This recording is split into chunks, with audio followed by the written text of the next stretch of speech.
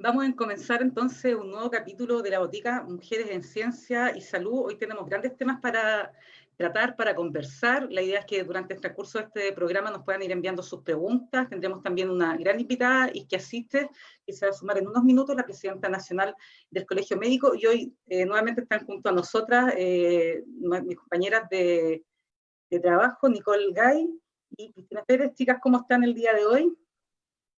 Hola Fabiola, hola Cristina, hola a todas y todos que nos están escuchando. Hola, hola a todos los que nos están escuchando de Chile y el mundo, al parecer. Vamos a partir hoy día, como es ya costumbre en nuestro programa, con nuestra primera sección que tiene que ver con los datos diarios y el informe que están entregando las autoridades con respecto a los nuevos contagiados y otros antecedentes. ¿Qué nos pueden contar sobre eso, Cristina? Está preocupante la situación, ¿eh? Sí, hoy día tenemos un total de 82.289 casos a nivel nacional y solamente hoy día fueron 4.328, de los cuales 372 pacientes fueron asintomáticos. La tendencia va al alza y es bastante preocupante, más que nada por la cantidad de contagiados, por la cantidad de testeos que hoy día se hicieron. Como vemos aquí en la gráfica, se hicieron 13.398 test de PCR. Y lo otro preocupante son la cantidad de fallecidos. El día de hoy fueron 43 y da un total de 841 fallecidos a nivel nacional. Lo otro, el otro dato que nosotros tenemos, que pudimos recoger de la fuente de la Seremi de Biobío, al día de hoy tenemos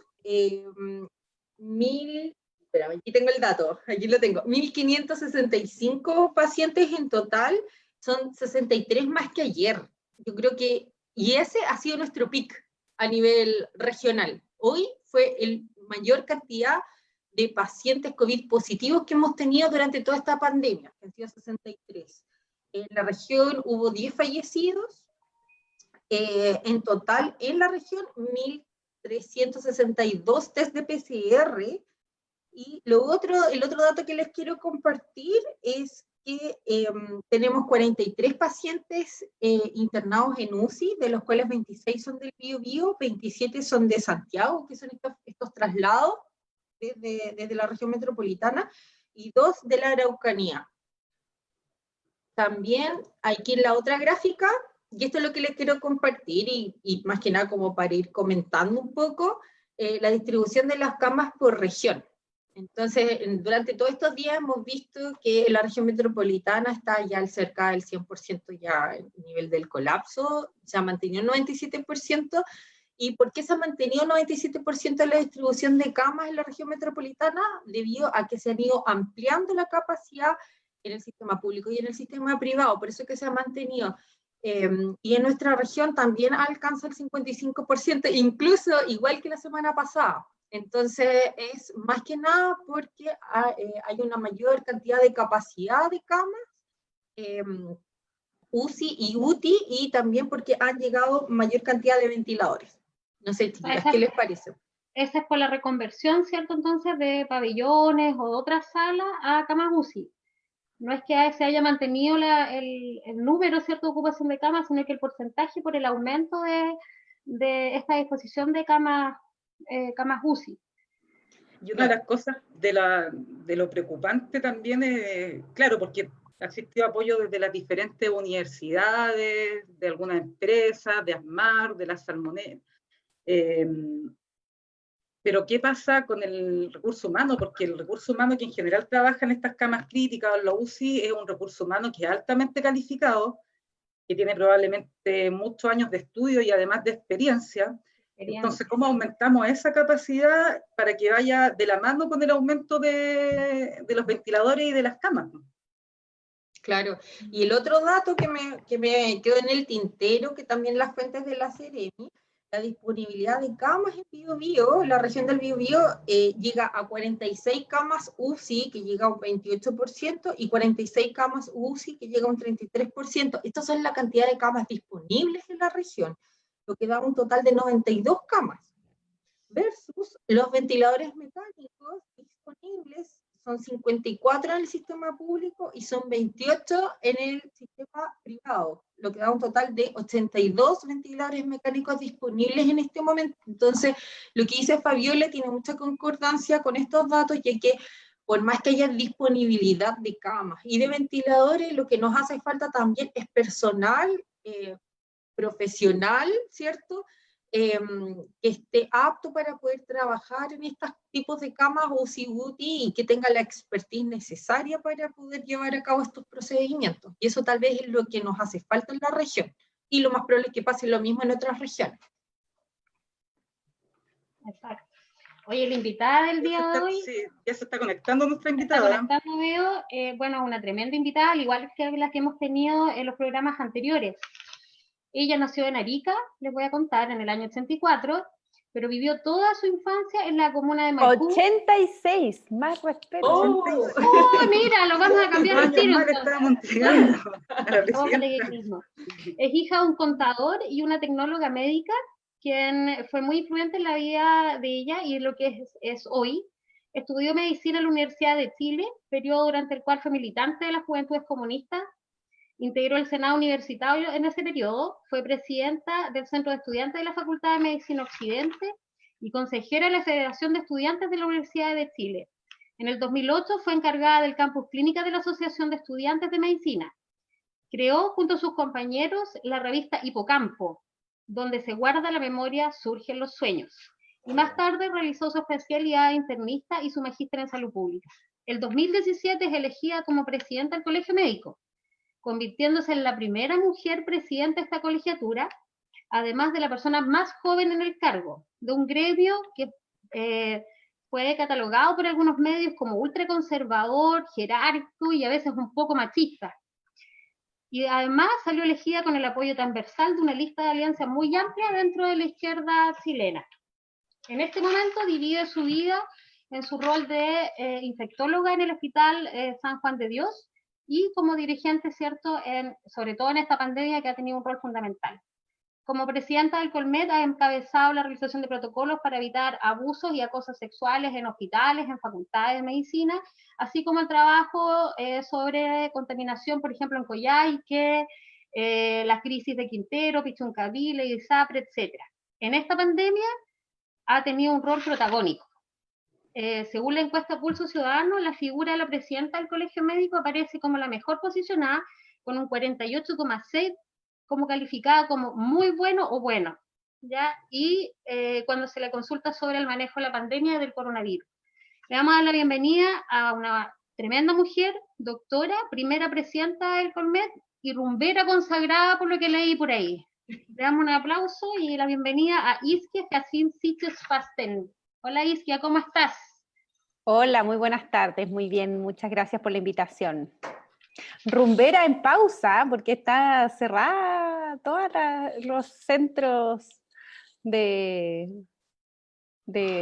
un poco de difusión y de poder compartir. Y Casa Salud era una de por allá, una asidua también visitante cada vez que visitaba Biobío, la región del Biobío.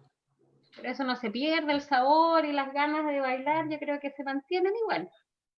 Sí, de todas maneras, se mantienen. Cuando se acabe la pandemia. Isquia, mira, escuchamos en la presentación la influencia que tuvo tu madre en lo que tú eres ahora como mujer, presidenta. Nos gustaría conocer cómo ella influyó y además la vinculación que tuviste con la Vicaría de la Solidaridad vinculada, ¿cierto?, al instituto donde tú estudiaste. Sí, bueno, mi madre tiene un rol muy fundamental en mi vida. Yo tengo una hermana que también es médica, que es 5 años mayor que yo, y siempre me tocó como hija menor acompañar a mi mamá a su trabajo, típico que no hay con quién quedarse. Iba a trabajar con ella, jugaba en ese recinto de salud, que era una clínica chiquitita de Maipú, y la acompañaba a cada uno de sus turnos, cada vez que tenía que ir, ella es tecnóloga médica de rayos, así que revelaba las radiografías, yo la ayudaba, y eso también me motivó mucho a vincularme al área de la salud. Y tal como ella en realidad fue una inspiración, siempre además quiso que fuera profesional, que tuviera además una libertad económica para no tener ningún grado de dependencia, y siempre promovió de que estudiara alguna carrera de la salud, y en el pasar del tiempo partió esta vocación un poco más sanitaria.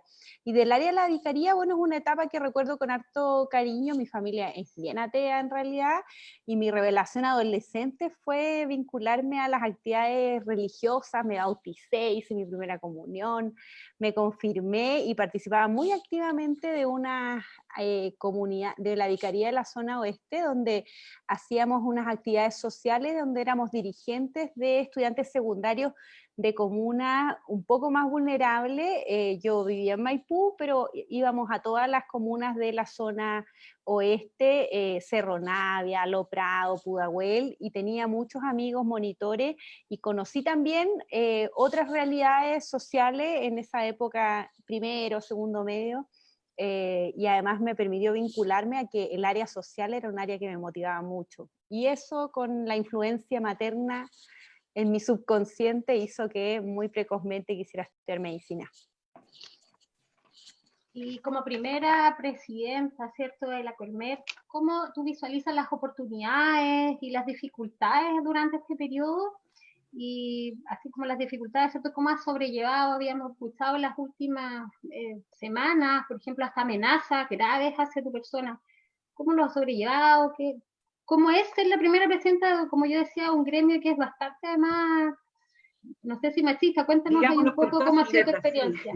Sí, no, es bien machista, pero ha ido cambiando. Cada vez veo más, particularmente cómo las médicas se han ido empoderando, primero a llamarnos médicas, que era algo muy, muy rechazado por todas las colegas. Hoy día se ha ido incorporando un poco más, ya tenemos grupos de médicas feministas, tenemos un departamento de género que hace un trabajo de lujo. En realidad yo me saco el sombrero, es liderado por la doctora Francisca Crispi. Ella es una máquina de trabajo junto a todas sus colaboradoras, y crean un muy buen equipo. Eso para mí personalmente también ha sido un espacio de tranquilidad dentro de toda la adversidad que tiene liderar este gremio, porque tenemos un gran equipo de trabajo, y tengo a muchos colegas muy cabezones y cabezonas que crean instancias, propuestas, que me acompañan en el análisis, y a mí me toca un poco ser la cara visible, que tiene cosas buenas, pero también, como tú señalabas, tiene hartas cosas malas, entre esas la exposición, perder algunos grados de libertad, las agresiones, las amenazas y estos ataques, porque el clima se ha polarizado mucho en este país. Entonces yo he quedado como un simbolismo de un sector más progresista, muy atacado, y siendo que a mí me toca ser la vocera de una comunidad médica que no es particularmente de izquierda, sino que transversaliza los sectores políticos, pero sí tienen una conciencia social mucho más marcada, porque comprendemos la realidad que viven nuestros pacientes, pero hoy día trabajamos con las sociedades científicas, con sectores de gobierno, oposición, y nos han querido un poco atrincherar en ese clima más del contexto político, y hemos estado intentando desmarcarnos, pero no es fácil, así que... Eso es algo que además se nota cada vez que tú hablas, y que es claramente representando a las sociedades científicas o a lo que dice la evidencia. Entonces, claro, de repente esta polarización, que además ya venía desde antes por el estallido social, claramente se ha visto como mucho más marcada en la situación actual, donde también existen de repente intereses que son un poco diferentes. Sí, una es la cosa que uno dice con la mejor voluntad del mundo, y otra cosa es lo que sale del titular, y también cómo las personas lo interpretan. Así que estamos ahí a lo Messi intentando desmarcarnos de ese clima más adverso, porque queremos llevar un desafío sanitario por proponerle al presidente medidas que ojalá las tomemos con bastante más celeridad que lo hemos hecho hasta la actualidad, y que nos atrincheren en un espacio obviamente limita nuestro rol. Yo te voy a llevar a la cancha, ¿cierto? A lo que le gusta el fútbol. Claro, a la contingencia. Voy a leer textual. El 5 de mayo comentaste queremos contribuir en esto porque estamos juntos en este desafío y si le va mal al gobierno, nos va mal a todos. Y si necesitamos que al gobierno le vaya bien, pero ojalá nos empiecen a escuchar un poco más. Como que esa frase de verdad que caló hondo en todos, fue muy transversal. La pregunta es la siguiente. ¿Qué te parece el rol que ha jugado la Mesa Social COVID y a tu juicio, cuál ha sido la importancia de esta en las medidas adoptadas por el gobierno? Bueno, creo que igual ha impactado. Cada vez que yo converso con el ministro del Interior y le digo, oiga, esto no está pasando y por qué no nos hacen caso, él me saca el listado de cosas que sí han hecho y que nosotros hemos planteado en esta instancia. Obviamente tenemos una serie de preocupaciones que son más del índole sanitaria, pero creo que este espacio ha permitido también intentar recomponer este Chile tan polarizado. En ese esfuerzo yo creo que como colegio queremos participar, pero tenemos algunas cosas sanitarias todavía no resuelta. Espero yo que con la autocrítica del ministro de Salud, con la autocrítica que está haciendo el propio presidente y además que estamos en un periodo muy complejo, tal como él ha llamado a avanzar en este acuerdo nacional, se vayan moviendo un poco las fichas del escenario político nacional para ir llegando a estos consensos. Yo creo que es bien difícil enfrentar esta pandemia divididos como país, odiándonos tanto, criticándonos por redes sociales y no avanzando en las medidas sociales que se requieren. Ojalá sin utilizarla para contener a la sociedad, esto se transforme finalmente en una oportunidad. Pero para eso el gobierno tiene que hacer un trabajo como de joyería, para que no se note que se está utilizando. Y yo he pedido, por ejemplo, en esta propuesta que hicimos con los economistas, que ha tenido buena acogida, y a pesar que al gobierno le gustaba mucho, yo creo que ahí vio una ventana de oportunidad que pareciera ser más sencilla que la sanitaria.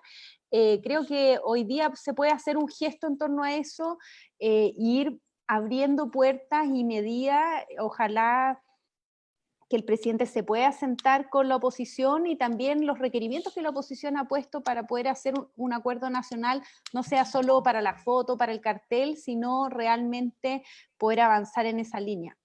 Porque tal vez una de las cosas que son muy positivas de esta propuesta económica es que fue transversal, ¿cierto? Y fue paritaria. Esas son cosas súper destacables, por una parte. Y por otro lado, siento, ya a modo personal, que fue muy bien planificada a 18 meses. Siento que no es como de aquí a 3 meses, no, es a 18 meses ver el desempleo, ver qué va a pasar después, qué va a pasar después de la ola, en el fondo, o de las olas que tal vez pueden llegar a venir, que es lo que no sabemos, pero que suponemos.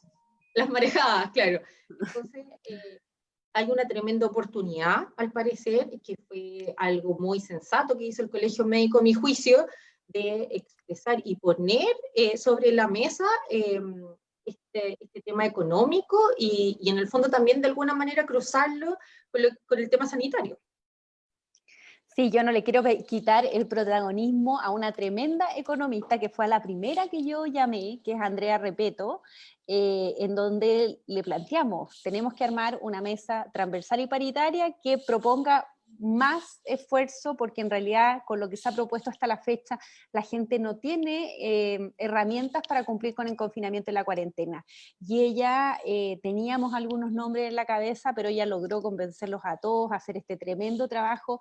Yo estoy en ese chat de economistas por la salud y los veía hasta altas horas de la noche discutir las distintas medidas macro y microeconómicas. Creo que ha sido una buena propuesta, obviamente puede seguir perfeccionándose en el tiempo, pero además creo que ha tenido buena acogida de todos los sectores y habla también de esta recomposición de la sociedad. Una de las cosas que veíamos con bastante... Pero me está viendo, perdón, tengo algo abierto. Perdón. Eso estar en vivo, ¿ah? Sí, estamos en vivo, un problema técnico hemos visto con bastante preocupación las últimas semanas, principalmente un aumento de cifras bastante considerable. Estábamos analizando, hoy día nos estaban dando una tasa de positividad de los test de PCR de un 30%, y al mismo tiempo vemos que muchas de las medidas que se han implementado, las cuarentenas quizás tampoco han sido tan efectivas, o la misma adherencia de la población, algunas medidas que se han recomendado. Eso obviamente es complejo de repente porque está asociado a determinantes sociales, está asociado probablemente a las brechas educacionales que existen. En ese sentido, ¿cómo ven ustedes desde el colegio médico en el corto plazo lo que pueda estar sucediendo en Chile? Lo que pasa, por ejemplo, con algunos médicos que ya están planteando el dilema de la última cama. Entonces, ¿cómo lo plantean ustedes en el corto plazo lo que pueda suceder en Chile y qué medidas también son aplicables desde el punto de vista para que la población ahora ya pueda adherir a las diferentes medidas que se están poniendo? Sí, mira, nosotros estamos trabajando en dos frentes. Uno tiene que ver con la respuesta sanitaria y el otro tiene que ver con cómo bajar los casos como sea. En respuesta sanitaria, tal como tú señalas, la red está bien al límite. En realidad, por lo menos en la región metropolitana, no quedan camas UCI. Hoy día se está ventilando en servicios pediátricos, en pabellones, por los anestesistas, se están utilizando ventiladores de segunda gama. Hay un gran esfuerzo del gobierno, eso hay que reconocerlo de todas maneras, pero vamos a ser sobrepasados igual. Y el límite, el dilema de la última cama está llegando a los servicios de urgencias, por eso que hemos propuesto dos cosas. Una, poder tener una unidad de gestión, tal como ocurre, descentralizada de camas para las camas UCI, tener una unidad de gestión centralizada para los servicios de urgencia, porque hemos visto cómo existe una gran cantidad de ambulancias, muchos servicios de urgencia, y eso se puede redistribuir mejor y hay que utilizar el potencial del sector privado, que a veces tiene menores tiempos de espera y tienen que sumarse a este esfuerzo de todas maneras. El otro tiene que ver con aumentar la capacidad del recurso humano, en nuestro caso del recurso humano médico. Nosotros hemos llamado a todos los médicos internos de todas las especialidades, dermatólogos, oftalmólogos, psiquiatras, ginecobstetras, a capacitarse y estar preparados para hacer la segunda línea de respuesta. Estamos haciendo un curso, ya han participado más de 1.500 médicos en forma en vivo, por decirlo así, pero ya lo han visto más de 5.000 colegas. Partimos ayer, tuvo una muy buena acogida, se repite el jueves un segundo módulo y el sábado termina, que son competencias mínimas para ir a colaborar en esta segunda línea para que los internistas y otros especialistas puedan ir a colaborar con las unidades de pacientes críticos. Eso es un poco en respuesta sanitaria. Y la otra parte es cómo a la par bajar los casos nuevos, y ahí está esto que por fin el gobierno ha tomado más fuertemente, lo de residencias sanitarias, diagnosticar que tenemos limitaciones, aislar y trazar cada uno de los casos, y ahí llevamos harto tiempo repitiendo y repitiendo el utilizar la potencialidad de la atención primaria en esta estrategia, y obviamente también tomar medidas sociales que vayan en la línea de poder proteger y darle las condiciones a la ciudadanía para que se mantengan sus casas. Y ahí por lo menos vemos que si hay una apertura en torno a estas medidas, también la ciudadanía puede saber, porque muchos de ellos quizás no requieren hoy los recursos. Sabemos que hay personas que trabajan para el día, pero también hay un porcentaje que ve que no tiene trabajo, que no va a encontrar trabajo en este contexto, pero si ya tenemos los anuncios de un acuerdo que ojalá salga lo más rápido en torno a este apoyo a las familias, que son más de 300.000 pesos, al 80% más vulnerable en nuestro país, por un plazo que es flexible, pero por lo menos dando cobertura en los próximos meses, y extendido en el tiempo si es que la situación sanitaria lo requiere. Creemos que por ahí hay que avanzar para poder contener las cuarentenas. Obviamente seguir tomando medidas bien precozmente y mirar que esto, si se prolonga en el tiempo y si somos tan detallados como había pretendido el gobierno en un primer momento, el impacto sanitario no solo se reduce a los pacientes COVID, también impacta en todos los pacientes, en los pacientes que tienen patología oncológica, en los infartos, en los accidentes cerebrovasculares. Es de tal magnitud el impacto social y sanitario de una pandemia que se prolonga en el tiempo por no tomar estas determinaciones más estrictas, que tenemos que lograr ser súper explícitos, y hoy día ya estamos hablando con bastante sin pelos en la lengua de que los fallecidos van a aumentar, que los equipos médicos van a fallecer, que nuestros médicos y médicas también van a fallecer, porque estamos entrando, tal como ha pasado en otros países europeos, a los momentos más complejos de esta pandemia. Y en estas medidas que tú comentas, ¿cuál es el rol de la APS? Te lo cuento porque trabajamos acá varias de nosotras en atención primaria, y la verdad que creemos que tenemos un rol fundamental y que a veces hemos estado un poco subvalorados o no tan considerados dentro de estas medidas, considerando la cercanía que tenemos los sexos, ¿no es cierto?, con nuestros vecinos. Sí, pues estamos trabajando para eso, para que se meta la atención primaria, así que este jueves, de hecho, ya nos vamos a reunir con 4 universidades y alcaldes. También estamos intentando armar una mesa transversal y paritaria, a veces no es tan fácil, con el Colegio Médico para hacer una propuesta al abordaje de la pandemia desde la atención primaria, y ahí también se nos van a sumar algunas federaciones para poder usar también, además del potencial de la atención primaria, el seguimiento y monitoreo con capacitaciones previas para los estudiantes de las distintas universidades. Oye, yo voy a hacer un pequeño paréntesis para más que nada ir visibilizando también que nos están viendo de muchas partes por Facebook Live. Y saludos, más que nada, saludos. Sí, saludos a todos. Nos está viendo nuestra querida Carolina desde Australia también. Siempre ella nos ve. Y más que nada, hay algo que a todos nos llama la atención hoy día, y esta pregunta va sí o sí. Verónica Pérez Hidalgo dice, ¿podrían preguntarle a Istia sobre el seguro de vida para funcionarios de la salud que anunció hoy Mañalich? No sé si tienes alguna información sobre eso. Buena pregunta, buena, no sé nada. Pero hoy a las 20 horas, después de esta reunión, en mi última reunión del día, voy a juntarme con el grupo de aseguradoras, porque yo puse en Twitter, nosotros teníamos una demanda tanto de poder incorporar como enfermedad laboral, que lo logramos, como también tener una suerte de indemnización a quienes fallecían en servicio o tenían secuelas graves. Y entiendo que esta es una respuesta a nuestra solicitud, pero no entendemos a quiénes beneficia, y vamos a tener los detalles hoy día en la tarde. Nosotros esperamos que pueda abordar a todo el personal de salud, tanto a quienes son administrativos, etcétera, a todos, y además que no solo sean los contratados, sino que honorarios, tanto sector público como privado. Así que si es así, en general va a tener una súper buena acogida de parte del Colegio Médico. Ya, y me quedan 2 preguntas juntas de Facebook. Una dice, ¿qué pasó? Las voy a hacer las 2 juntas. ¿Qué pasó con los ventiladores de la USAT? Uno, la USAT decía que tenía 100 ventiladores a disposición. Y la otra, ¿qué pasó con el famoso espacio de riesgo? No sé si tienes información sobre eso. Ya.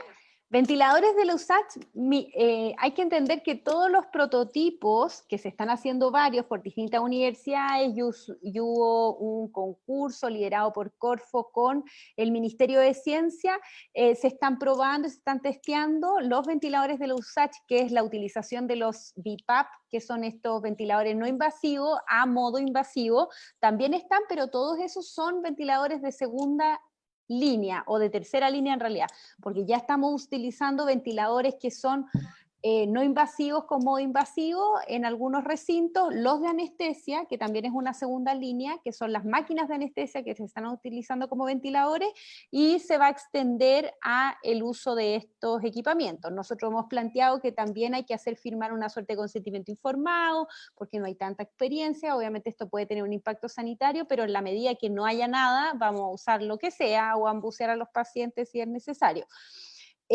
Así que todavía no están en dotación. Además el ministro ha informado el día de hoy que van a llegar 400 ventiladores más, así que ojalá sean los ventiladores más formales, y en la medida que la capacidad sea sobrepasada, ojalá eso no ocurra, vamos a echarle mano a todo lo que esté disponible, y ahí hay muchos prototipos que se están probando. En torno a espacio riesgo, bueno, hemos tenido diferentes noticias. Yo no conozco todavía el nivel de ocupación de camas, pero inicialmente esto iba a ser espacio riesgo COVID. Después iba a ser no COVID. No, y COVID. Ahora va a ser COVID de nuevo.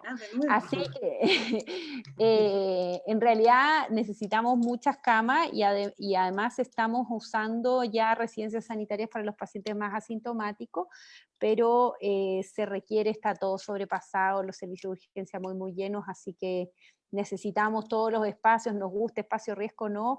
Creo que hoy día ya esas pequeñeces hay que ya, bueno, después haremos el balance si era malo espacio riesgo o no, pero hoy día escuelas, gimnasios, lo que sea, creo que hay que intentar proponer ninguno de nosotros estaba en ese momento para haber propuesto otra instancia, el gobierno se la jugó con eso y hay que tomarlo y valorarlo también dentro de todas las diferencias que uno puede tener. Ya hablamos un poquito sobre la propuesta económica que hizo el Colegio Médico, pero si es que pudiese profundizar, decían ustedes que un grupo súper transversal, en realidad cuando uno revisa los nombres, José Gregorio, Sebastián Edwards, Claudia Martínez, Andrea Repeto, Claudia Sangüesa, Rodrigo Valdés, ministro de Hacienda, presidente del Banco Central, académicos, consultores, por lo tanto es bastante transversal el grupo y uno podría decir, no son necesariamente personas de extrema izquierda, por lo tanto, la propuesta que se ve es bastante seria. ¿Nos podrías profundizar un poquito al respecto de esta propuesta? ¿Qué implica la utilización de estos fondos? ¿En cuánto tiempo? 18 meses, decía Cristina. Sí, se basa un poco en poder utilizar los ahorros que ha tenido nuestro país, los fondos de estabilización económica y social, que son casi 12.000 millones de dólares, un gran recurso, pero lo primero es que define que en vez de estar dando goteos, define una política de largo aliento, de 18 meses, en donde una de las partes intenta resolver los problemas de los trabajadores, particularmente los trabajadores informales, de quienes han perdido su trabajo, o trabajadores por cuenta propia, para poder permitir que esos ingresos se mantengan de forma permanente, ojalá que no tengan reducciones en el tiempo, bajo una ley de protección del empleo y además un bono para las familias de trabajadores informales que hoy día no tienen recursos, por lo menos de 300.000 pesos por una familia de 4 personas, por este lapsus de tiempo. También, obviamente, cuando empiecen las etapas de apertura, hay que reincorporar las fuentes laborales y entre esos son los apoyos para las empresas. Cuando uno le da los recursos a las empresas, no es porque quieran que las empresas tienen utilidades, sino que es la manera de generar nuevamente empleos, y esas medidas transcurren por este plazo de 18 meses y tal como tú señalas, hemos logrado tener el apoyo de todos estos economistas que son de muy diversas orígenes y entre ellos personas que han estado en el Banco Central, que han estado liderando la cartera de Hacienda, que también son muy escuchados por los sectores económicos y creo que eso ha permitido también que ellos, a diferencia de lo que ocurre siempre, es que se ve la cantidad de recursos y ahí se ve qué se puede hacer con esos recursos, cómo nos ajustamos, nosotros le pedimos que partieran desde la lógica sanitaria y que pusieran a disposición los recursos que el país les requería para poder salir de esta pandemia, desde lo sanitario, si no, el impacto de la crisis económica iba a ser mucho mayor. Todos tienen una sensibilidad muy grande con lo que está ocurriendo en el país, algunos muy cercanos a personas de salud que dimensionan y porque también han estado mirando las medidas que han tomado otros países, ninguno de ellos obviamente todos ellos liberales, pero que han entendido que es un momento que se requieren medidas mucho más estrictas, y estos son más de 670 millones mensuales durante estos 18 meses, y creo que pone un poco el horizonte del gran esfuerzo que hace el país para ir en apoyo de las familias. Sí. Y frente a eso, por ejemplo, los comentarios que se han dicho que no es el momento de tirar toda la carne a la parrilla, que hay que guardar lucas, ¿cierto?, para después. ¿Qué la oposición también, la oposición entre medio que le dice al presidente, claro, hablemos de unidad, pero hagamos gestos, y entre esos gestos también se solicita apoyar este mismo fondo. Sí, yo veo con muy buenos ojos eso de que algunos sectores de la oposición han tomado la propuesta y también la han encontrado buena. Creo que ahí tenemos un acercamiento, por fin. Y lo otro es lo que señalan en el tiempo. Esto no quiere decir que nos vamos a gastar toda la plata ahora, es un plan de 18 meses que es flexible, que comprende que hay una parte en donde nos vamos a concentrar en traspasarle los recursos a la familia y posteriormente posteriormente hay una parte que tiene que empezar a crear espacios de empleo, que también tiene que haber un incentivo y también van a tener que existir inyecciones de recursos a empresas que son las fuentes laborales y también obviamente como médicos y médicas, a pesar de que no somos economistas, comprendemos completamente que la gente no solo vive de medicina, necesita la economía, necesita una fuente de trabajo. Ustedes lo señalaban muy bien antes, son parte de los determinantes sociales de la salud y no somos ingenuos. Parte de los outcomes o los resultados que necesitamos ver es todo el espectro sanitario, toda la mortalidad general, pero también todas las esferas de las personas, y entre eso está que si la economía se va al carajo, obviamente también todos nos vamos a ir al carajo y eso lo comprendemos desde el Colegio Médico y es por eso que esta propuesta creo que va en la línea correcta, puede ser perfeccionable de todas maneras, y ahí esperamos este viernes presentarla al ministro de Hacienda, van a participar Andrea Repeto y otros dentro de la mesa social, y ojalá salga humo blanco. Ojalá, eso esperamos. Ahora te quiero llevar a una pregunta como isquia. ¿Cómo isquia? Si en las No, próximas que después esas salen de titulares, ¿saben cuánto? De estos que he tenido yo digo, esto se queda entre nosotros, por favor, y al otro día, titular. He dicho unas cosas, unas cabezas de pescado que salen en el diario. De hecho, viendo eso, estuvimos súper cuidadosas pensando en lo mismo. Es lo mismo. Es lo Aquí mismo. va la pregunta. Esta pregunta del público de todas maneras, la hizo María José Muñoz. Si en estas próximas elecciones del Colegio Médico no fueras reelecta, ¿cuál sería el próximo reto que te gustaría enfrentar o proyecto en el cual te gustaría trabajar? Sanitario. En eso estamos nosotros hoy día, salud, salud, salud. Yo creo que es donde más, no solo yo, sino que yo les dije antes, trabajo en un equipo y mi equipo es muy experto en salud. Y de hecho, lo que estábamos pensando es que el ministerio, con todos estos tumbos que ha pasado, quizá cuando enfrentemos la próxima pandemia, el próximo virus de quién sabe qué animal o qué cosa, ojalá pudiéramos tener una cosa más de Estado, una cosa más que nos reúna, muy basado en la ciencia, que no dependa tanto del gobierno de turno, si nos cae bien o mal el ministro o ministra, o si se le ocurre decir algo que ha pasado en otros países. Nosotros vivimos un escenario adverso, pero hay otros países que están mucho peor que nosotros y que tienen a presidentes o primeros ministros que hacen pura chambonada. En realidad nosotros creemos que hay tanto que avanzar y como país hemos estado avanzando un poco como en zigzag. Llega un gobierno, va para un lado, llega otro gobierno, va para el otro lado, y así, en vez de avanzar en línea recta, y yo creo que ahí tenemos grandes desafíos, así que personalmente lo que más me motiva, y creo que a nuestro equipo también, es lo sanitario, así que, pero igual vamos a dar la pelea para ganar el colegio, pero la campaña en agosto, no todavía, estamos en modo pandemia, más adelante vamos a ver cómo, pero va a estar rudo igual, por este propio clima tan polarizado. Sí, eso nos contaban que en Santiago pero, está bastante polarizado. Sí, pero nosotros igual queremos estar, ¿por qué? Porque se vienen tremendas discusiones y definiciones como país, entre esas, cómo tener un sector salud, por ejemplo, mucho más estado, así Calaña Banco Central, yo sé que a la gente no le gusta lidiar con todos los gobiernos, con el de nueva mayoría también, es difícil porque se cruza mucho la política, y no cualquier política, sino que una política que es vender votos igual, pues, y salud vende a veces, y lo que más importa es lo que no vende, entonces ahí necesitamos más apoyo. Y además se viene la discusión, si es que el plebiscito así lo dice, de la nueva constitución, y ahí nosotros queremos también proponer a médicos y médicas de distintos sectores también constituyentes, pero bajo un lema sanitario, así como ir a defender el derecho a la salud, a la constitución, y yo creo que eso es algo que nos reúne a médicos de distintos sectores y que podemos lograr tener una bancada transversal de constituyentes a construir una nueva carta. Y sobre la fecha de este plebiscito que hablas del cambio de constitución, ¿cuál es tu parecer? Miren, yo reuní a todos los partidos políticos con el Colegio Médico cuando veíamos negro el escenario, porque en abril no íbamos a poder ir ni ir a la esquina, si es necesario lo vamos a tener que volver a hacer.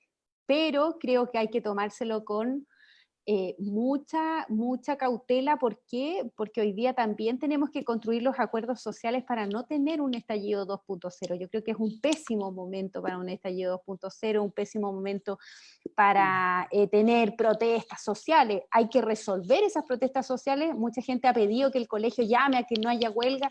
Bueno, pero en realidad las huelgas o las protestas sociales no se manejan así, se manejan resolviendo los problemas sociales, apoyando propuestas que mejoran las condiciones de vida de los ciudadanos, y en ese sentido, hoy, tan adelantado decir que el plebiscito se va a correr, cualquier persona que está a favor de cambiar la Constitución, de que estaba muy esperanzado de que en nuestro país existieran esas reformas sociales, van a decir, bueno, no, esto es un arreglín del gobierno porque nunca quiso la nueva Constitución y se están pasando por el aro. Entonces, eso no puede pasar, porque eso puede ser un gatillo para un clima que tenemos que recordar. Esta pandemia no llegó al igual que todos los países, llegó en un proceso de estallido social con demanda muy legítima, en donde todavía no hemos podido resolverlas porque hemos estado concentrados en esta pandemia, así que nosotros por lo menos en la mesa social hemos planteado lo relevante que es ir dando y vehiculizando, incorporando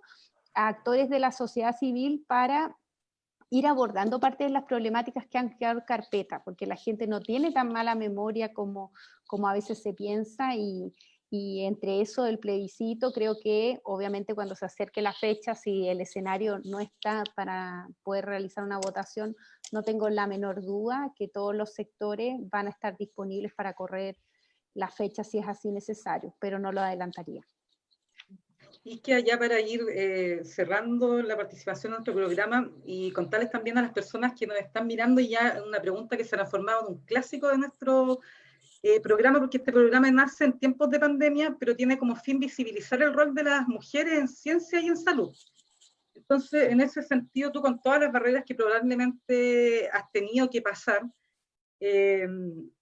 ¿cuál es tu mensaje también para muchas mujeres que nos están viendo, para muchas niñas también, que de repente les cuesta atraerse a participar en cargos de mayor relevancia, o dirigenciales, o cargos de elección popular, o que quieran atreverse, por ejemplo, a ser científica? ¿Cuál es tu mensaje de inspiración para ellas? Uy, no sé si inspiración, pero sí creo que todas tenemos el desafío de ir abriendo puertas y de seguir reclutando a nuevas dirigentes, a nuevas colegas, a nuevas científicas, a nuevas artistas, a nuevas mujeres en posiciones de poder. De todas maneras, si no llegamos al poder, en realidad no vamos a lograr cambiar la estructura de nuestra sociedad. Creo que tenemos que permear todos esos espacios, las empresas, los partidos, los medios, tantas cosas que le falta una perspectiva feminista para poder ir resolviendo los problemas que vivimos como sociedad. Yo creo que las olas feministas llegaron al país para quedarse. Nosotros estamos trabajando para que nuestro colegio y la medicina se vuelva cada día más feminista. No ha sido un proceso fácil, pero hay que lograr ir deconstruyendo estos espacios, porque particularmente en salud esa es una perspectiva que tiene que estar, así que solamente invitarlas a todas a que hay carreras que no son, hay carreras, me refiero a desafíos que no son sencillos, pero creo que en cada uno de los pasos que damos cada una de nosotras vamos abriendo importantes puertas, y hoy día yo me siento muy orgullosa del colegio que hemos ido construyendo, del departamento de género que tenemos, de los espacios en los que hemos ido participando, y también cómo se ha ido consolidando en otras estructuras, mujeres que se han ido organizando de forma tan potente para dar estos mensajes a estas nuevas generaciones. Así que ahí día a día todas podemos ir aportando un granito de arena. Muchas gracias, Isquia, de verdad, por haber participado en nuestro programa. Muy amable de tu parte por la excelente disposición, y obviamente me imagino que también las personas que nos están viendo están felices, porque por lo menos los comentarios que se ve que ha sido una excelente entrevista con temas muy claros de tu parte. Así que súper agradecida. Yo solo quiero comentar, Isquia, que también por redes sociales nos comentaron que en Tomé te aman. Eso me dijeron, que es un recado que me mandó un colega, y también un colega odontólogo, y que me decía que ellos esperaban también que nosotros como colegio de dentistas pudiéramos participar mucho más activos en esta pandemia, y que te agradeciera el trabajo que estaban haciendo como colegio médico. La verdad que muy Ha sido agradecida. súper representativo, ¿eh? Ha sido súper representativo, no solamente, por ejemplo, a mí la única encuesta que me llega como funcionaria pública es del Colegio Médico, y que me parece súper importante, por ejemplo, el tema de contar con los equipamientos, con el equipo necesario. En ese sentido, el rol del Colegio Médico ha sido muy superior probablemente al que le gustaría a uno de su propio colegio. Bueno, pero hay que tomarse los espacios, pues, chiquilla. En eso estamos, en eso estamos. La dejamos Bueno, votar. mira, sí, no, pero miren, no ha sido fácil en ningún lado, pero yo creo que también hay que ir trabajando, conformando equipo. Esa es mi recomendación para ustedes, para ir articulando. Nosotros estamos disponibles para trabajar con todos los sectores y colegios. A veces no es fácil también, porque cada uno... Bueno, yo siempre digo, en el colegio médico hay como 30.000 opiniones, pues, o sea, cada médico tiene su opinión, no hay ninguno muy fácil de sobrellevar, pero ir conformando equipo, ir avanzando día a día para poder aportar, y los colegios tampoco son fáciles de llevar, entonces a veces uno critica a los dirigentes, pero es difícil como encontrar el espacio justo para poder abordar, y además esta encuesta de PP y de recursos humanos y de cosas, ahora estamos intentando sacarlas todos en conjunto, con todos los gremios de la salud y con todos los colegios profesionales, pero hasta eso nos cuesta a veces.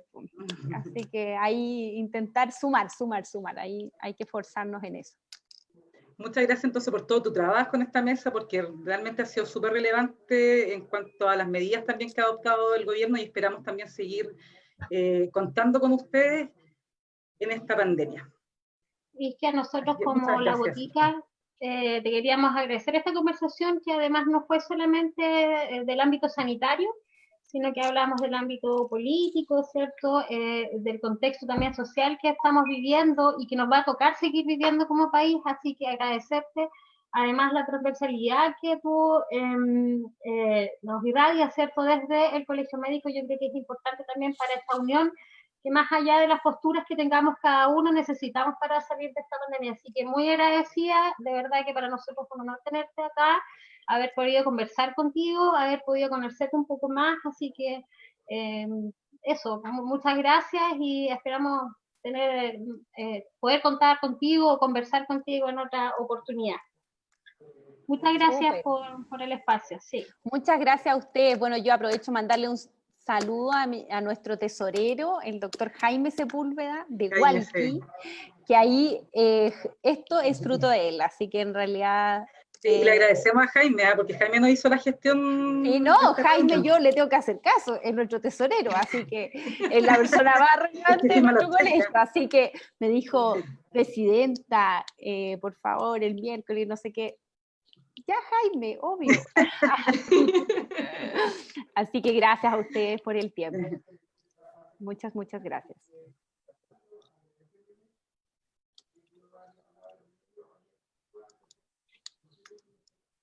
Cristi, no sé si nos puedes contar, tú tenías un tema bien interesante que después de esta tremenda invitada y entretenida conversación, yo creo que nos faltaron temas que tratar con esta tremenda invitada, porque realmente una conversación muy rica, pero tú nos querías contar sobre un tema bien interesante que estábamos...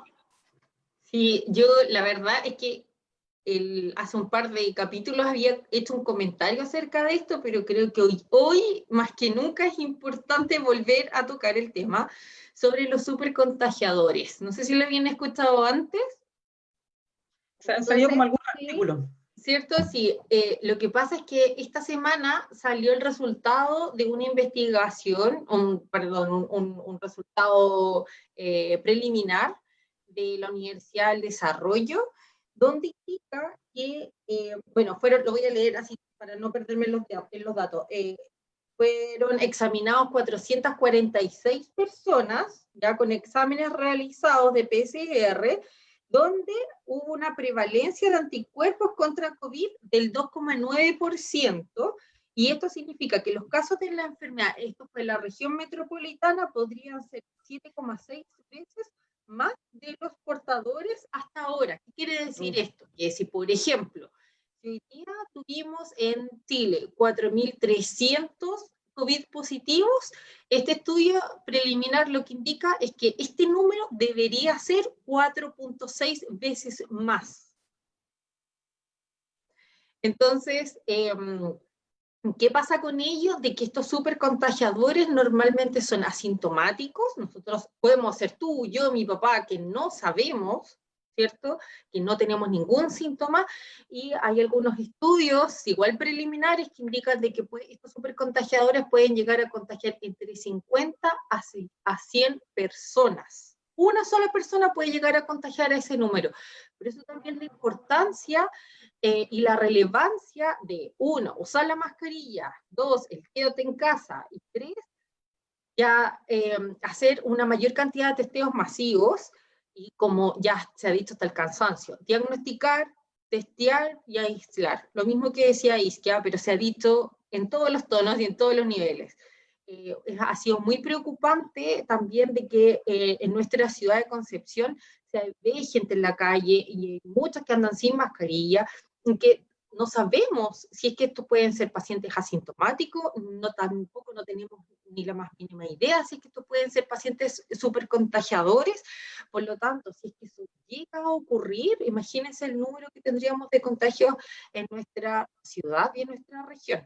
Y lo otro que es muy importante también destacar, de que los testeos se están haciendo a pacientes con síntomas. Entonces, y son muy pocos cuando salen el número de PCR positivos sintomáticos.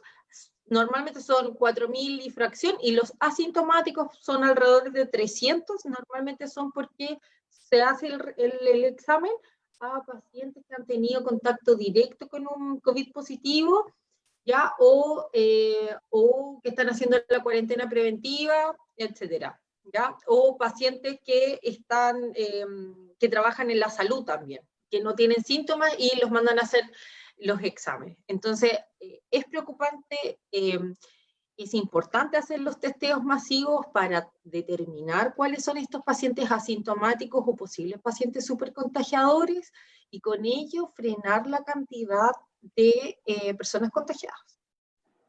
Yo leía que en alguna parte que estos supercontagiadores podrían tener como alguna predisposición genética.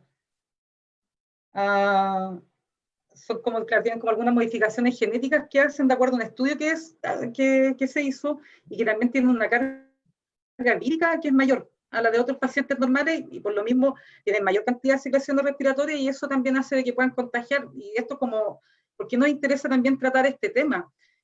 Porque muchos de repente yo veo en redes sociales mucha gente preocupada si que el vecino tiene coronavirus, y supe que el de la cuadra de allá estaba contagiado, sobre todo en los lugares más chicos, en algunas poblaciones. Entonces, como para entender la lógica de que finalmente cualquiera puede ser positivo en ese momento sin que necesariamente tenga una sintomatología mayor, y eso puede exponerte a una situación de riesgo. Eso es súper importante, Fabiola, porque nos pasa seguido, sabe que el vecino tiene o no tiene, está contagiado o no está contagiado, pero antes de eso, o sea, las medidas no las toman, la gente sale sin mascarillas, como decía Cristina, no hay un continuo lavado de manos, ¿no? Tú llegas a la casa, y también se recomienda el lavado de manos en la casa, no porque desde la casa estoy completamente segura. Igual toca superficies, el teléfono que tienes que desinfectar, pero lo que dice Fabiola es muy cierto, o sea, esa preocupación de que si el vecino no tiene, más que nada para tomar las medidas. Quizás es bueno, sí, para preocuparnos si el vecino le falta algo, si tiene redes de apoyo para poder subsistir. Yo creo que por ahí va un poco más cómo tenemos que nosotros comunicarnos con los vecinos, más allá de tomar las medidas que las debemos tomar siempre, esté o no esté el vecino contagiado. Y una de las cosas también que tenemos, yo creo que es súper importante ya a esta altura, en que depende mucho de nosotros el resultado de las distintas restricciones que se puedan implementar, o las que ya se han implementado con anterioridad, es que las personas efectivamente le tomen el peso a la situación, porque uno sale al centro de Conce, a algunos lugares, mucha gente sin mascarilla, pero muchas personas sin mascarilla. Empezar también nosotros mismos, el que por ejemplo vio esta conversación, o el vecino de repente que está un poquito más informado, también empezar a tratar de educar al de al lado. porque de repente las políticas públicas no tienen la capacidad de acceder a todas las personas. Entonces, si de repente yo sé un poquito más, o si de repente tengo buena relación con mi vecino y veo que mi vecino quizás no está tan preocupado de la situación y lo veo que se está exponiendo, que no está usando mascarilla, tratar también de poder influir y hacer una especie de control social entre nosotros mismos, no de manera agresiva, por supuesto, ni funando a nadie, pero sí desde el punto de vista de la educación, porque finalmente la educación no le compete a los grandes pensadores de Santiago ni a los académicos, sino que a esta altura y en la situación actual, donde está en riesgo la vida de nuestros padres, de nuestros abuelos, de los pacientes más vulnerables, es algo en lo cual todos tenemos que aportar. Sí, así es, recordar además que como decía Isquia, el personal de salud, ¿cierto?, de los diferentes centros está bien expuesto. Hemos sabido en esta semana el triste fallecimiento de un médico gastroenterólogo, ¿cierto?, en Santiago, y también de un compañero de la atención primaria que falleció. Ya son 3 ya funcionarios de la atención primaria. Así es que, como decía mis compañeras de programa, a tomar todos los resguardos y a cuidarse. Chicas, yo para dar término, ya estamos terminando este programa, después de esta tremenda invitada, contarles que para el próximo miércoles 3 de junio, pero esta vez a las 20 horas en nuestro horario normal, tenemos como invitada a Clarisa Hardy Raskovan, que es psicóloga, antropóloga, ensayista académica, política. Ella fue ex ministra de Planificación de la presidenta Bachelet y actualmente es presidenta del Instituto de Igualdad. Así que los esperamos junto a Cristina, a Fabiola, el próximo miércoles 3 de junio a las 8 en nuestras redes sociales. Un abrazo, chiquillas, cuídense, a tomar todas las medidas y quedarse en la casa. Chao, chicas, chao a todos. Chao. Y todas. Chao. Chao, chao.